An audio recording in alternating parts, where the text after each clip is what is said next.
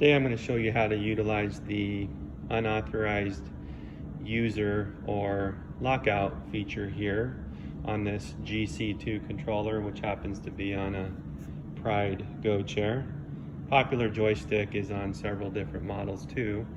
So this is a nice feature if you're going to be out of your chair, say it unattended, or at a doctor's office, mall, restaurant, or just simply don't want possibly grandkids to be on this.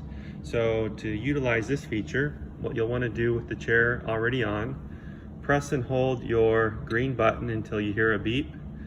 Move this joystick controller forward, you'll hear another beep, and reverse, you'll hear another beep. Let it return to neutral. At this moment, you'll notice it went off, okay, these LED lights or battery condition lights.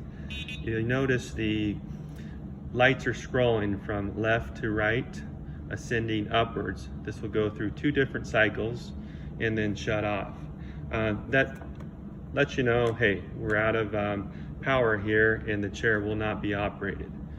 Now to go ahead and reverse this, to go back to normal driving, go ahead and press your green button again, hit the joystick forward, you'll hear one beep, reverse, hear another, and chair is operational again.